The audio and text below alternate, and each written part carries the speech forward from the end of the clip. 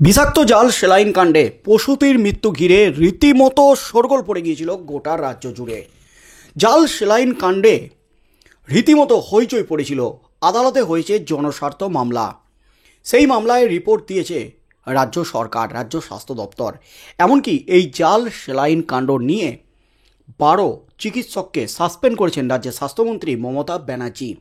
এবং তিনি অবস্থান স্পষ্ট করেছেন, সেলাইন জাল ছিল না, সেলাইনে বিষাক্ত কিছু ছিল না। কারণ সেলাইন হাসপাতালে সরবরাহ করার আগে 2টি ল্যাবে র্যান্ডাম টেস্ট করা হয়, তারপর হাসপাতালে সরবরাহ করা হয়। তাই এখানে বড়সড় চক্রান্ত ছাড়া সেলাইনে বিষাক্ত কিছু পাওয়া একেবারেই অসম্ভব দাবি করেছেন রাজ্যের স্বাস্থ্যমন্ত্রী তথা মুখ্যমন্ত্রী মমতা ব্যানার্জি।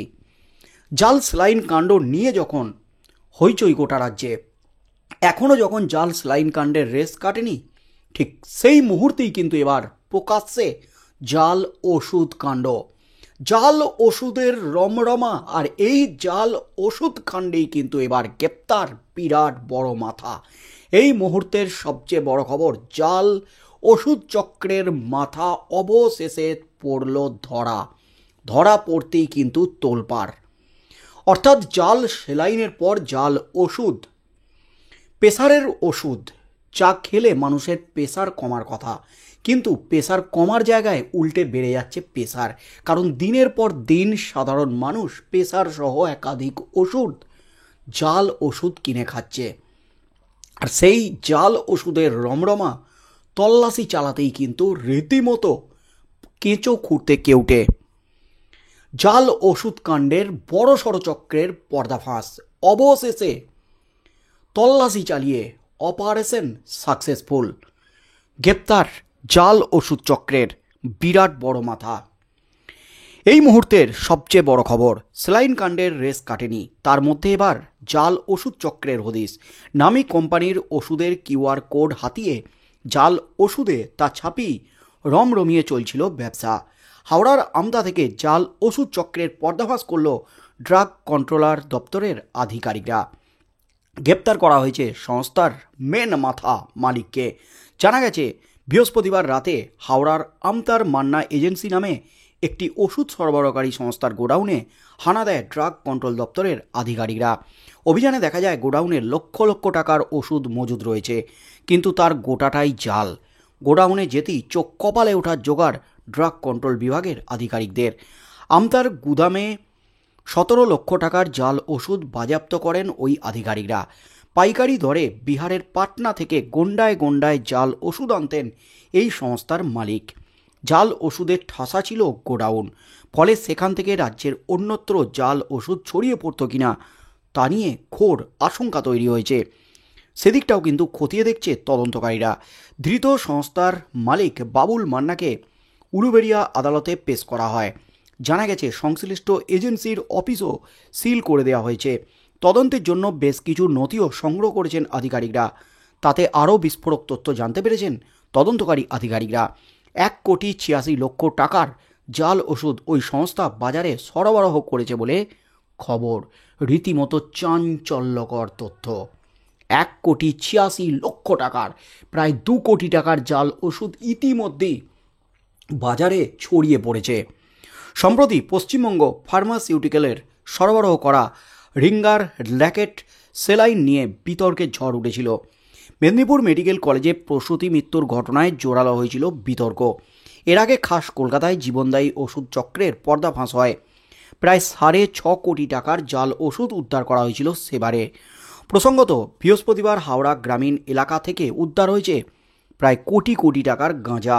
উদ্ধার করা হয়েছে প্রায় 711 কেজি গাঁজার বাজার মূল্য, যার 1 কোটি টাকারও বেশি।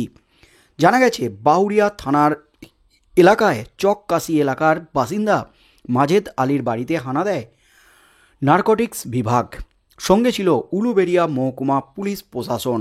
বাড়ির ভিতরে আন্ডারগ্রাউন্ডে বস্তাবন্দি প্রচুর পরিমাণ গাঁজা উদ্ধার হয়। গ্রেপ্তার করা হয় ওই যুবককে।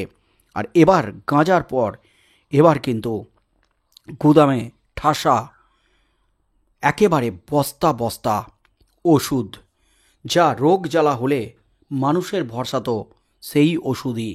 সাধারণ মানুষ ওষুধ কিনে আনেন, চোখ বন্ধ করি এক প্রকার ব্যবহার করেন, কিন্তু যে তথ্য উঠে আসছে হাওড়া গ্রামীণ এলাকায় তা কিন্তু রীতিমতো চমকে দেওয়ার মতো ভয়ঙ্কর তথ্য একেবারে জাল ওষুধের রমরমা ছড়িয়ে পড়েছে হাওড়া গ্রামীণ এলাকায় এবং সেখান থেকে ছড়িয়ে পড়েছে একেবারে গোটার রাজ্য জুড়ে। রাজ্য ড্রাগ কন্ট্রোল বিভাগের আধিকারিকরা এলাকায় হানা দিতেই চক্ষু চড়ক গাছ। অভিযানে বাজেয়াপ্ত একেবারে লক্ষ লক্ষ টাকা নয়, একেবারে কোটি কোটি টাকার জাল ওষুধ। ইতিমধ্যে বাজারে 1,86,00,000 টাকার ব্যবসা করেছে এই জাল ওষুধ ছড়িয়ে দিয়ে এই সংস্থা। সূত্রের খবর, হাওড়ার আমতায় নকল ওষুধ রাখা হয়েছিল গুদামে। অভিযুক্ত হোলসেলারের গুদামে হানা দিতেই হতবাক আধিকারিকরা। জানা গেছে আচমকা হানা দিয়ে ইতিমধ্যেই বাজেয়াপ্ত করা হয়েছে অন্তত 20 লক্ষ টাকার ওষুধ। বিহারের পাটনা থেকে এই ওষুধ নিয়ে আসতেন এবং এই সংস্থার মালিককে ইতিমধ্যেই গ্রেপ্তার করেছে আধিকারিকরা। তদন্তকারী সংস্থা, তার নাম বাবুল মান্না, মেন মাথা বাবুল মান্না। তদন্তের জন্য বেশ কিছু কাগজপত্র সঙ্গে করে নিয়ে গেছেন তদন্তকারী আধিকারিকরা। কিন্তু প্রশ্ন উঠছে, এই বাবুল মান্না যে মেন মাথা, দিনের পর দিন কিভাবে, কার সাহায্যে, কোন মাথার হাত ছিল তার মাথার উপরে, যার জন্য তিনি এভাবে জাল ওষুধের রমরমা চালাতে পারছিলেন। অর্থাৎ জাল সেলাইনের পর এবার কিন্তু জাল ওষুধ, যা রীতিমতো চমকে দিয়েছে, আতঙ্ক সৃষ্টি করেছে গোটা রাজ্যবাসীকে।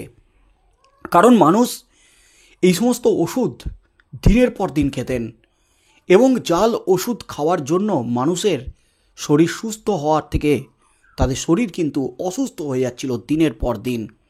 ইতিমধ্যেই প্রায় 2 কোটি টাকার ওষুধ বাজারে ছড়িয়ে পড়েছে, জাল ওষুধ। তাতেই কিন্তু ভয়ঙ্কর চিত্র, ভয়ঙ্কর তথ্য সামনে আসছে। মেন মাথা বাবুল মান্নাকে গ্রেপ্তারের পর আদালতে তোলা হয় এবং তাকে জেরা করে কি কি তথ্য উঠে আসে, এই চক্রের মেন মাথা কে, এবং এই যে জাল ওষুধের দুর্নীতির টাকা, এই টাকা যেত কোন কোন মাথাদের কাছে, এই টাকার ভাগ যেত কোন প্রভাবশালীদের কাছে, তাদের নাম সামনে আসে কিনা, কি হতে চলেছে এই জাল ওষুধ কাণ্ডে, আর কারা জড়িত, তারা ধরা পড়ে কিনা, এবং বিহারের পাটনা থেকে যেখান থেকে এই জাল ওষুধ আসতো তারা ধরা পড়ে কিনা, সেদিকেই চোখ থাকবে গোটার রাজ্যের।